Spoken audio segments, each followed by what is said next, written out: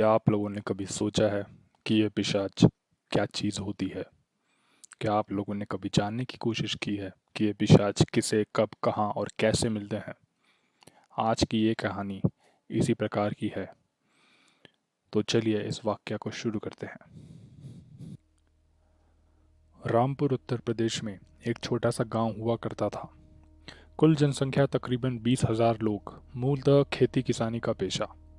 इलाका घने जंगलों से घिरा हुआ था। सिर्फ एक कच्ची सड़क जो पड़ोस के गांव से होती हुई पास के शहर तक जाती। गांव के लोग अक्सर इस सड़क पर अपनी फसल ले हाट बाजार तक जाते, पर किसी भी कीमत पर शाम के पहले वापस आ जाते। जंगल में वैसे तो जंगली जानवर काफ़ी थे, पर वे इंसानी बस्ती से दूर ही रहते थे। पर लोगों का डर उन जानवरों से ज़्यादा उस पिशाचनी से था, जो उस इलाके में सदियों से रहती थी और अक्सर रात में गांव में घूमती हुई लोगों को दिख जाती थी। लंबा कद, भयानक डरावनी आंखें, मानो बड़े से गड्ढे से आग की लपट निकलती थी। उसका अट्ठास सारे इलाके को रात के अंधेरे में अक्सर गुंजायमान कर देता। सुनने में ये भी आता था कि वो लोगों की मदद भी करती थी, पर तभी जब उसे मन मर्जी का चढ़ावा मिलता, और अगर कोई उससे कुछ मदद ले चढ़ावा नहीं देते थे तो उन्हें फिर गांव में नहीं दिखा जाता। उनका अंत क्या और कैसे होता किसी को भी नहीं मालूम होता था। जितने मुंह उतनी बातें। कोई कहता उन्हें मार देती थी वो पिशाचनी, कोई कहता उन्हें खा जाती थी, पर सत्य ये था कि किसी को उनके बारे में कुछ भी सटीक जानकारी नहीं होती थी। जंगलों में लोगों को मानव कंकाल, कुछ कपड़ों से जितनी जानकारियां उपलब्ध होती, उससे ज़्यादा मनगढ़ंत कहानी बन जाती थी। पर गांव में ऐसे लोग भी थे जिन्होंने बहुत कम समय में काफ़ी कुछ कमाया था, और लोग कहते थे उन्होंने अपना वचन निभाया था और पिशाचनी को चढ़ावा भी दिया था। अक्सर रातों को जब बेमौसम बारिश हो रही हो, जोरों से कड़कती बिजली के बीच तेज हवाएं चल रही हों, तो लोग अपने घरों को अच्छे से बंद कर दे दिया बुझाकर सो जाया करते थे, क्योंकि यही उस पिशाचनी के आने का संकेत होता था। लोग उसे कर्ण पिशाचनी भी कहते थे। एक समय की बात है, उस गांव में रामकिशन नाम का एक गबरू जवान था। उसके पिता हरिकिशन के पास 50 बीघा जमीन, गाय भैंसों का तबेला सब था। घर में किसी चीज की कोई कमी नहीं थी, जिसके चलते रामकिशन का चाल चरित्र डगमगा गया। आए दिन गांव की महिलाओं लड़कियों के साथ अभद्र व्यवहार उनकी दिनचर्या का हिस्सा बन गया। खासकर गरीब घरों की सुंदर लड़कियों की जिंदगी तो मानो दुश्वार हो गई। ऐसी ही एक लड़की कृष्णा, एक छोटे किसान की बेटी पर जब उसकी नज़र पड़ी तो उनका जीवन कष्टप्रद हो गया। अक्सर शाम के समय उनके घर के पास अपनी मंडली के साथ बैठे रहते और जोरों से उसे उठाने की बात करते, जिससे पूरा घर भयभीत हो उठता। एक दिन शाम जब महफिल सजी थी, रोज की तरह रामकिशन कृष्णा को उठाने की बात कर रहे थे। एकाएक हवा का प्रभाव बढ़ने लगा, अंधेरा छाने लगा। एकाएक तेज बारिश शुरू हो गई। कुछ कोई कुछ समझ पाता उससे पहले कर्ण पिशाचिनी उसके सामने खड़ी थी। अग्नि निकलती आंखें, खुले हवा में उड़ रहे बाल, खून टपकते बड़े दांत और इतनी विकट हंसी कि सारे गांव ने अपने दरवाजे बंद कर दिए। उस भयावह स्त्री को देख दोस्त सर पैर पर रख कर भागे। राम किशन अपने स्थान पर जड़वत हो गया और अगले दिन दोपहर में किसी तरह अपने घर पहुंचा। घर पहुंच जो कहानी उसने सुनाई, सभी परेशान हो उठे और कृष्णा के घर दौड़ पड़े। गांव से कोई 2 कोस दूर घने जंगल में एक बड़ा कुआं उसकी मेढ़ समय की मार से टूट फूट गई है।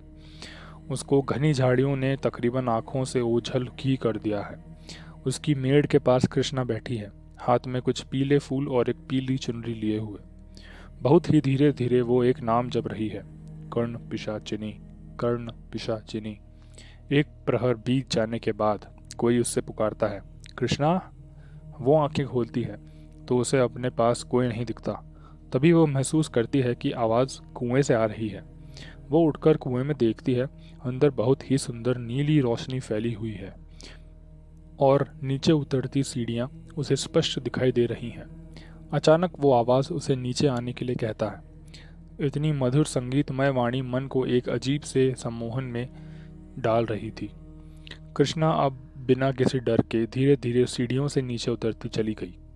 उतरते हुए उसने देखा चारों ओर फैली लताओं में कितने ही सरीसृप बैठे हैं, पर उनमें से कोई भी कृष्णा को कोई हानि नहीं कर रहा था। आखिरी सीढ़ी पर पैर रखते ही उसने देखा कि उसके नीचे एक गंदे पानी के पास एक बड़ा सा द्वार है और ये नीली रोशनी वहीं से आ रही है। वो उस द्वार से अंदर आ पहुंची।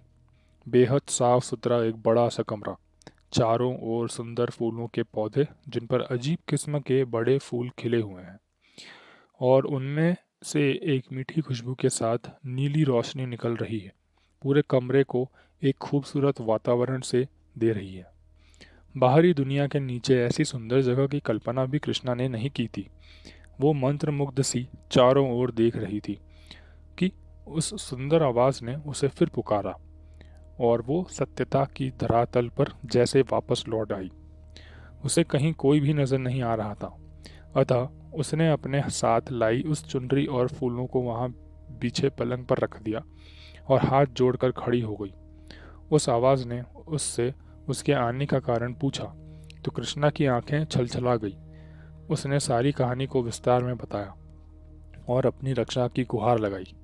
कर्ण पिशाचिनी ने आगाह किया कि वो कोई भी कार्य बिना पर्याप्त मूल्य के नहीं करती है, और अगर मूल्य न दिया तो बहुत विकट मृत्यु देती है। कृष्णा ने अपनी सहमति दी तो कर्ण पिशाचिनी ने उसे आंखें बंद करने को कहा। आंखें बंद करते ही उसे ऐसा महसूस हुआ मानो वो बेहद हल्की हो गई है और वह हवा में झूल रही है। फिर वही मधुर स्वर उसके कानों में पड़ी जो उसका नाम लेकर पुकार रही थी, कृष्णा। आंखें खोली तो वो अपने घर के पास खड़ी थी। शाम का वक्त हो रहा था और धीरे धीरे वायु के वेग बढ़ रहा था। उसी समय उसे रामकिशन और उसकी मंडली आती दिखी तो वो तेजी से घर के अंदर चली गई। कुछ ही समय बाद उसने कर्ण पिशाचिनी को रामकिशन को उठा उसके अपने साथ ले जाते देखा, और पहली बार उसका वो विकराल भयावह रूप को देख उसकी आंखें डर से बंद हो गईं। रामकिशन अपने दोस्तों के साथ एक पेड़ के नीचे बैठा कृष्णा के बारे में बातें कर रहा था कि उसी समय एकाएक तेज हवाओं के साथ बारिश शुरू हो गई। वो लोग जो कि पेड़ के नीचे थे तो उन्हें बारिश से बचाव तो हो रहा था, परंतु उसी समय न जाने कहां से कर्ण पिशाचिनी आ गई और दोस्त तो उसे घेर कर बैठे थे, सब छोड़ छाड़ कर भाग निकले।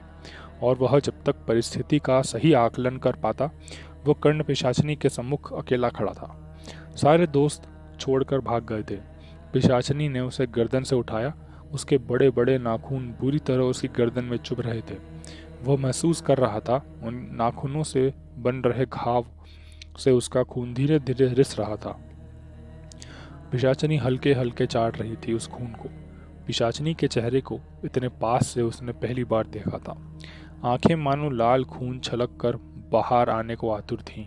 चेहरे की मांसपेशियां जलकर एक दूसरे से टूटकर बिखरने को आतुर थीं।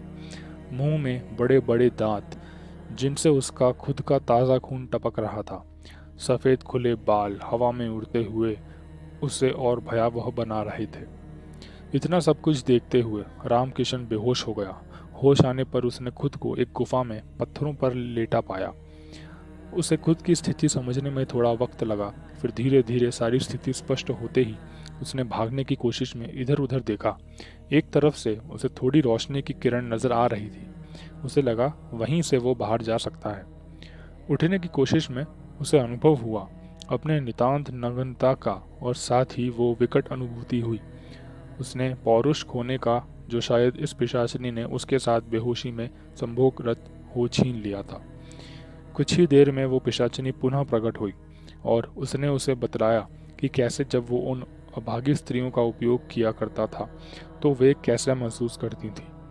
साथ ही उसे हिदायत दी कि कृष्णा अब उसके शरण में है, अतः उसके साथ किसी भी गलत कार्य का परिणाम और भीषण होगा। फिर उसे गांव के कोने में छोड़ दिया। घर के लोग समझ गए कि रामकिशन को कृष्णा के लिए ही पिशाचिनी उठाकर ले गई थी, अतः वह उससे रामकिशन के लिए माफ़ी मांगने दौड़ पड़े। धीरे धीरे गांव भर में ये बात फैल गई कि खुद को बचाने के लिए कृष्णा कर्ण पिशाचिनी के शरण में गया था, और उसके बाद काफ़ी महिलाएं और लड़कियां कृष्णा को धन्यवाद देने आने लगीं। कृष्णा कुछ दिनों के बाद इस सोच में डूब गई कि उसका काम तो कर्ण पिशाचिनी ने कर दिया, पर अपने पारिश्रमिक के बारे में तो अभी तक कुछ भी नहीं बोला। न जाने वो क्या मांगेगी। तो दोस्तों, ये था भाग एक व्यथित पिशाचिनी का। अब इसके आगे वाले भाग के लिए आप हमारे चैनल को सब्सक्राइब करें, ताकि हम आपके लिए इसके आगे के पार्ट लाते जाएं और थोड़ा व्यूज़ बढ़वाएं। चलिए, तब तक के लिए शुभ रात्रि। जय श्री राम।